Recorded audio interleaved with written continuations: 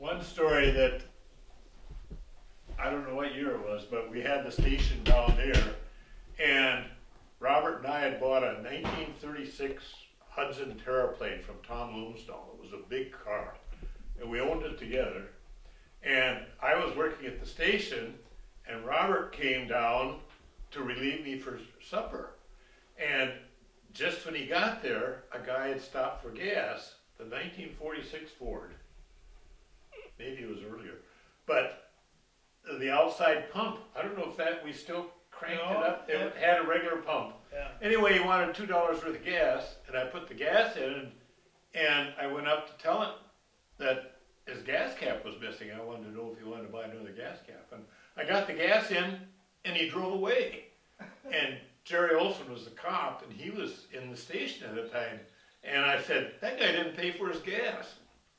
And Robert just drove in, and I said, this guy didn't pay for his gas, and we just seen him go north up towards Highway 10. So Jerry Olson jumped in the car with me, and we got up there, and we could see a car way down towards Linderman's. And that old Hudson would go right unbelievably fast. And so we started after it, and we caught up to it, and it was the car. So we were staying right with it, and Bass Olson says, you have enough gas? I said, yep, I have enough gas. He said, just stay with him. And I kept trying to get him to shoot his tires. He said, for crying out loud, he just got $2 worth of gas. But the guy was going as fast as he could, and finally just started smoking, and finally the car quit. And so, right in the middle of the road. So Jerry Olson gets out with his gun and held it on him and got him in the car, and I drove the car off the road on the starter. And then we went to Strum, and he went to the telephone office and called the sheriff. And when he went in, he gave me his billy club, and he said, if he moves, club him.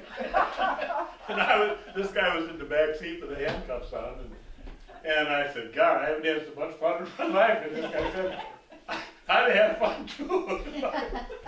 But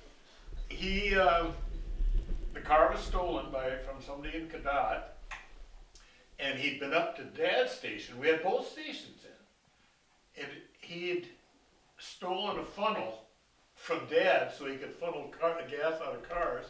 And when we got back to Osseo, we stopped at the station up there, and Dad saw the guy, and he came out and was about ready to hit him. What'd you do with my funnel? And I said, for crying out loud, he stole the car too.